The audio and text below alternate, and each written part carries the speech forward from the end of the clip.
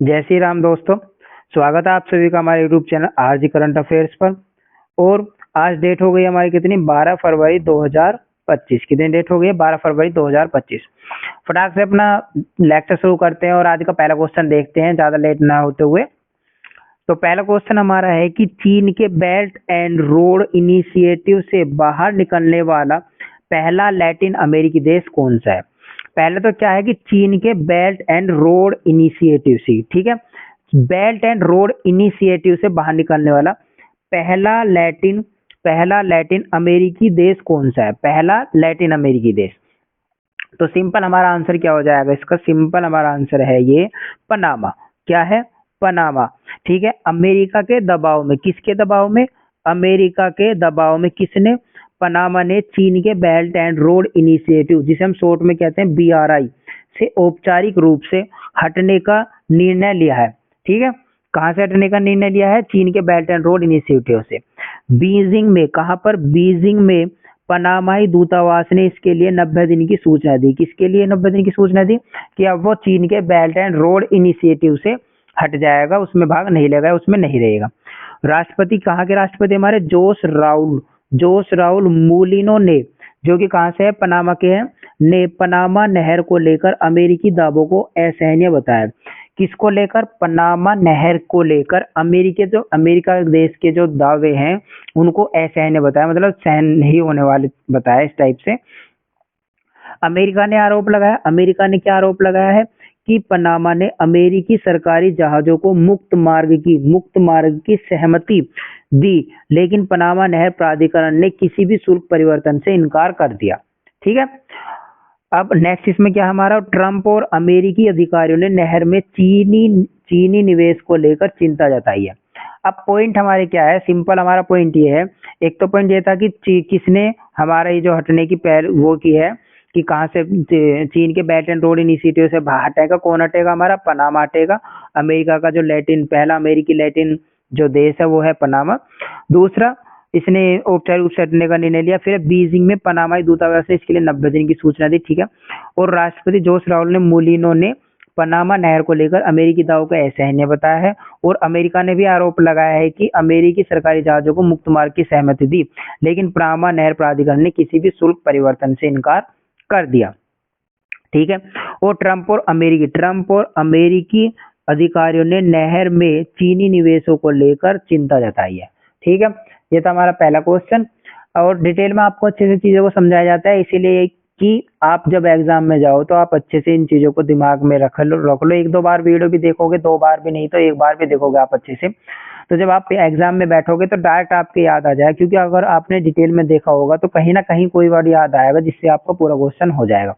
But अगर direct question answer होते तो आप जरूर से जरूर, ये है कि 1% कहीं बहुत ज्यादा परसेंट है कि दिमाग से निकल जाता है, पर डिटेल में ऐसा कुछ नहीं होगा। ठीक है, नेक्स्ट क्वेश्चन देखते हैं हमारा क्या है। नेक्स्ट है कि किस राज्य ने सरकार को सशक्त बनाने के लिए बेटी बचाओ बेटी पढ़ाओ योजना के तहत कई पहल शुरू की है? किस राज्य सरकार ने लड़कियों को सशक्त बनाने के लिए बेटी बचाओ बेटी पढ़ाओ योजना के तहत कई पहल शुरू की है? तो किसने किया? हमारी ओडिशा ने। क्या? ओडिशा राज्य ने बेटी बचाओ बेटी पढ़ाओ। भारत में चिंताजनक लिंग असंतुलन को, घटते बाल लिंग अनुपात को दूर करने के लिए ओडिशा सरकार द्वारा बेटी बचाओ बेटी पढ़ाओ योजना के अंतर्गत कई पहलों को क्रियान्वित किया है। बेटी बचाओ बेटी पढ़ाओ योजना तो बहुत टाइम पहले से थी, पर इसमें और भी कई नई पहल जो जोड़ी गई है वो किस राज्य ने जोड़ी है? हमारी ओडिशा सरकार ने। किसने? ओडिशा सरकार द्वारा। राज्य ने किशोरियों को सशक्त बनाने के लिए गंजम में निर्भया कड़ी, फियरलेस बर्ड और मोगेल्हा जिया मेरी प्यारी बेटी, टेकनाल में कल्पना अविजन और क्योंझर में स्वर्ण कालिका और देवगढ़ जिले में वीरांगना योजना जैसे प्रमुख कार्यक्रम डिजाइन किए हैं। देखो, अगर हम क्वेश्चन को डायरेक्ट पढ़ के निकल जाते, नॉर्मल अगर आपका बिना डिटेल वाला क्वेश्चन होता वन लाइनर, तो किस राज्य सरकार ने लड़कियों को सशक्त बनाने के लिए बेटी बचाओ बेटी पढ़ाओ योजना के तहत कई पहल शुरू किया, तो डायरेक्ट आंसर होता ओडिशा, खत्म। बट अब डिटेल में चीजें समझी हमने क्या, कि भारत में चिंताजनक लिंग अनुपात को घटते बाल लिंग अनुपात को दूर करने के लिए ओडिशा सरकार द्वारा बेटी बचाओ बेटी पढ़ाओ योजना के अंतर्गत कई पहलों का क्रियान्वित किया है। बट डिटेल ये अच्छा होता है, देखो जैसे यहाँ पे पता चल रहा है हमें सशक्त बनाने के लिए गंजम में निर्भया कड़ी, फेयरलेस बर्ड कह देंगे जिसे, और मोगेल्हा जिया में मेरी प्यारी बेटी, टेकनाल में कल्पना आजीवन, क्योंझर में स्वर्णकालिका और देवगढ़ जिले में वीरांगना योजना जैसे प्रमुख कार्यक्रम डिजाइन किए हैं। ये पहल बाल विवाह को रोकने, किसको रोकने, बाल विवाह को रोकने, लिंग चयन और कन्या भ्रूण हत्या से निपटने, लिंग चयन और कन्या भ्रूण हत्या से निपटने, उच्च शिक्षा को बढ़ावा देने और मार्शल आर्ट और आत्मरक्षा के माध्यम से आत्म सम्मान और आत्मविश्वास का निर्णय करने पर केंद्रित है। पता चलिए आपको क्या कि ये पहल हमारी किस किस के लिए है, बाल विवाह को रोकने, लिंग चयन और कन्या भ्रूण हत्या से निपटने, उच्च शिक्षा को बढ़ावा देने और मार्शल आर्ट और आत्मरक्षा के माध्यम से आत्म सम्मान और आत्मविश्वास का निर्माण करने पर केंद्रित है। योजना की पता चल गई हमें। दूसरा, निर्भया कड़ी या निडर कली यानी निडर किशोर और बालिकाओं के लिए उचित व्यवस्था प्राप्त करने के लिए BBBP के तहत गंजम जिला प्रशासन को विशेष पहल है। गंजम जिला प्रशासन की विशेष पहल है क्या, निर्भया कड़ी यानी कि निडर किशोर बालिकाओं के लिए उचित व्यवस्था प्राप्त करने के लिए BBBP के तहत। ठीक है, तो नेक्स्ट क्वेश्चन हम देखते हैं क्या हो जाएगा हमारा। नेक्स्ट है कि 38वें राष्ट्रीय खेलों में महिलाओं के 75 महिलाओं के 75 वर्ग में स्वर्ण पदक किसने जीता है। 38वें राष्ट्रीय खेलों में महिलाओं के 75 किलोग्राम वर्ग में स्वर्ण पदक किसने जीता है, तो हमारी हो जाएगी लवलीना बोर्गोहेन। क्या, लवलीना बोर्गोहेन। तो भारतीय मुक्केबाज लवलीना बोर्गोहेन ने महिलाओं के 75 वर्ग किलोग्राम में स्वर्ण पदक जीता। लवलीना बोर्गोहेन ने चंडीगढ़ की प्रासु राठौर को 5-0 से हराया। किसको, चंडीगढ़ की प्रासु राठौर को। लवलीना बोर्गोहेन ने चंडीगढ़ की प्रासु राठौर को 5-0 से हराया। शिवा थापा ने चल रहे 38वें राष्ट्रीय खेलों में पुरुषों के 63.5 किलोग्राम वर्ग में रजत पदक जीता। किसने जीता लड़कों में, शिवा थापा ने चल रहे 38वें राष्ट्रीय खेलों में पुरुषों के 63.5 किलोग्राम वर्ग में रजत पदक जीता। शिवा थापा को सर्विसेज स्पोर्ट्स सेंट्रल बोर्ड के वंशज के खिलाफ मामूली हार का सामना करना पड़ा। अंकुशिता बोरो ने 66 किलोग्राम वेल्टरवेट स्पर्धा में उत्तराखंड की काजल को 5-0 से हटाया और इतिहास रच दिया। क्या अंकुशिता बोरो ने 66 किलोग्राम वेल्टरवेट स्पर्धा में उत्तराखंड की काजल को 5-0 से हराकर इतिहास रच दिया। अब क्वेश्चन तो एक था हमारा ये, बट इसमें कितने सारे हो गए हमारे। शिवा थापा के बारे में पता चला, दूसरा यहाँ से बन सकता है हमारा एक, और तीसरा हमारा अंकुशिता बोरो ने जो 66 किलोग्राम में स्पर्धा में उत्तराखंडी काजल को 5-0 से हटाया, इतिहास रच दिया। एक क्वेश्चन यहाँ से बन जाएगा। ठीक है, और लवलीना बोर्गोहेन ने किसको हराया, हमारा चंडीगढ़ की प्रासु राठौर को हराया था 5-0 से। तो एक ही क्वेश्चन में कितने बन गए हमारे क्वेश्चन, 4। तो इसलिए डिटेलिंग अच्छी होती है, डिटेल में पढ़ाना ये होता है कि तो दिमाग में सेट हो जाता है कि भाई अगर आप भूल भी गए क्वेश्चन तो जो डिटेल का एक भी लाइन आपके याद आ गई तो आप अच्छे से एग्जाम में कर लोगे। और दूसरा फायदा क्या होता है कि एक ही क्वेश्चन हमारे कितने बन गए, क्वेश्चन तो हमारा एक था पर याद हो कितने हुए हमारे 4 क्वेश्चन। सॉरी, नेक्स्ट देखते हैं हमारा क्या होगा। नेक्स्ट है कि निम्नलिखित में से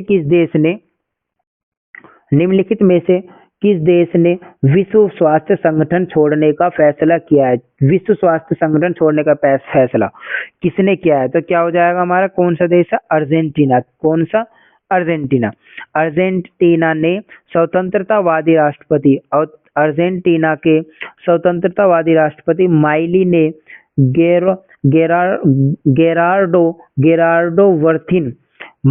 ने गेरार्डो वर्थिन विदेश मंत्री को विश्व स्वास्थ्य संगठन में अर्जेंटीना की भागीदारी वापस लेने का निर्देश दिया है। देखो किस देश ने विश्व स्वास्थ्य संगठन छोड़ने का फैसला किया है, तो किसने, अर्जेंटीना ने। क्वेश्चन तो यहीं पे खत्म, बट डिटेल में पता चला क्या, राष्ट्रपति कौन है अर्जेंटीना के, माइली।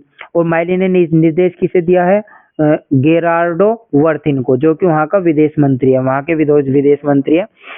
उन्होंने यह निर्णय WHO के स्वास्थ्य मुद्दों के प्रबंधन, विशेष रूप से कोविड-19 महामारी से निपटने के कारण लिया।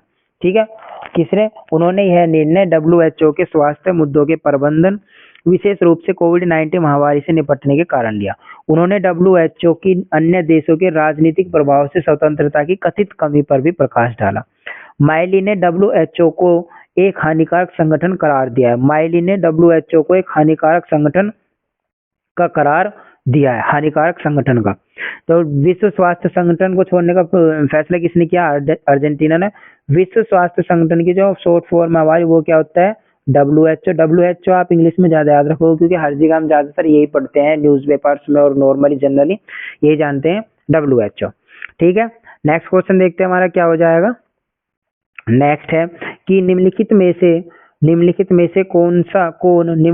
से कौन सूरज कुंड अंतर्राष्ट्रीय शिल्प मेले के 38वें निम्नलिखित में से कौन सूरज कुंड अंतर्राष्ट्रीय शिल्प मेले के 38वें संस्करण का भागीदार है? तो कौन है हमारा? आंसर तो हमारा डायरेक्ट हो जाएगा क्या कि कौन है हमारा? ये बिम्स्टेक है। इसका आंसर हमारा क्या हो जाएगा? बिम्स्टेक।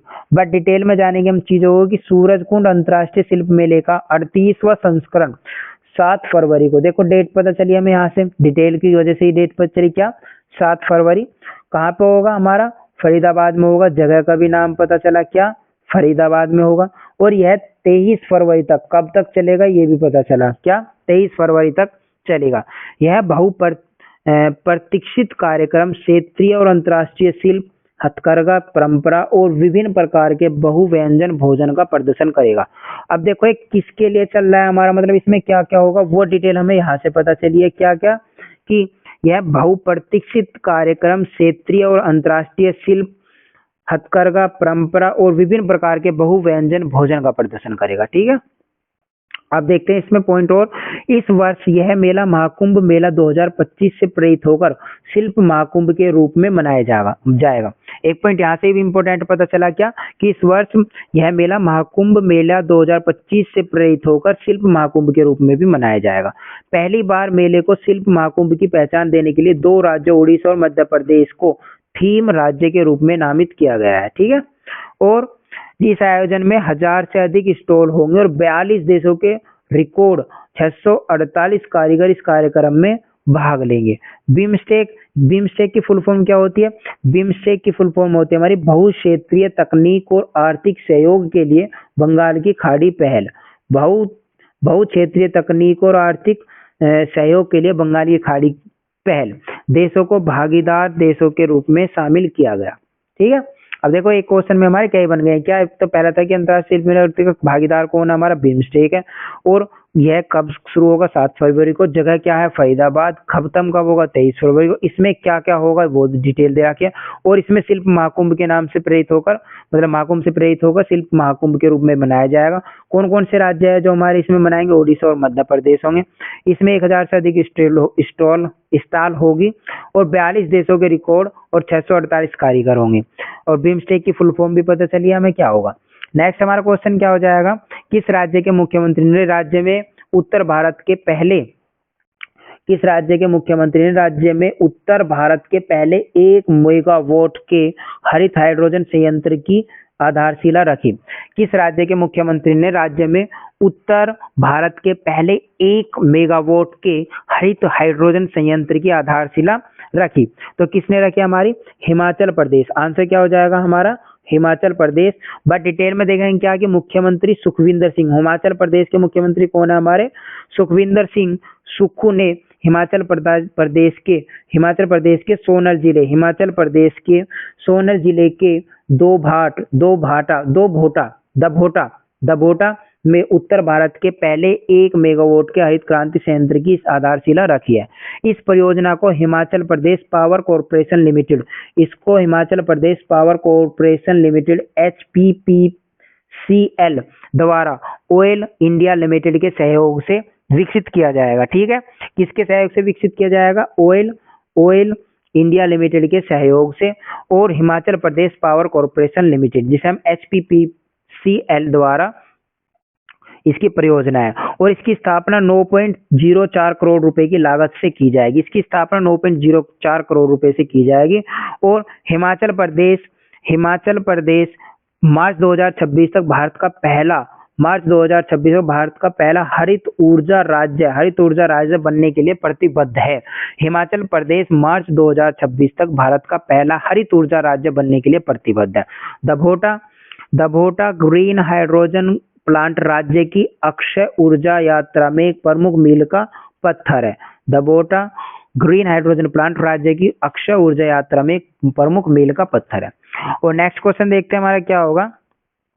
नेक्स्ट और आज का लास्ट क्वेश्चन हमारा होगा कि केंद्रीय मंत्रिमंडल ने राष्ट्रीय सफाई कर्मचारी आयोग का कार्यकाल कब तक बढ़ाने का निर्णय लिया है। तो कब तक हमारा आंसर हो जाएगा सिंपल डी 2028 तक। बट केंद्रीय मंत्रिमंडल ने राष्ट्रीय कर्मचारी आयोग का कार्यकाल 2028 तक बढ़ाने का फैसला किया। राष्ट्रीय सफाई कर्मचारी आयोग का कार्यकाल 3 साल के लिए 31 मार्च 2028 तक बढ़ा दिया गया है। कितने? 3 साल के लिए। इसका कार्यकाल 31 मार्च 2025 को समाप्त हो रहा था। तो देखो खत्म कब हो रहा था? 31 मार्च 2025 को, पर 3 साल के लिए बढ़ाकर अब कितना कर दिया है? 31 मार्च 2028। विस्तार से वित्तीय भाग लगभग 50.91 करोड़ रुपया होगा। राष्ट्रीय सफाई कर्मचारी आयोग मैनुअल स्क्वेंजर के रूप में रोजगार के निषेध और उनके पुनर्वास अधिनियम 2013 MS अधिनियम 2013 के कार्यान्वयन की निगरानी के लिए जिम्मेदार है। तो देखा आपने अच्छे से क्वेश्चंस देखे हैं और डिटेल में आपको इसलिए बताया जाता है जिससे कि एक ही क्वेश्चन में हमारे एक से ज्यादा हमारे क्वेश्चन मिल जाते हैं और तैयार हो जाते हैं। और याद करने के लिए बेस्ट तरीका भी हो जाता है कि अगर आप क्वेश्चन भूल भी गए तब भी आप आराम से एग्जाम में डिटेल की वजह से उन्हें लगा सकोगे। अगर वीडियो आपको अच्छी लगी हो तो चैनल को सब्सक्राइब करें डेली वीडियोस पाने के लिए। और अगर आपको सिर्फ देख कर अच्छा लगा है तो लाइक कर सकते हैं। कोई गलत या गड़बड़ लगी है तो आप कमेंट कर सकते हैं। और इसे ज़्यादा से ज़्यादा शेयर करें अपने दोस्तों को, जिससे वो भी अपने एग्जाम्स की प्रिपरेशन के लिए इसका यूज कर ले अच्छे तरीके से। Thank you so much. Video में बने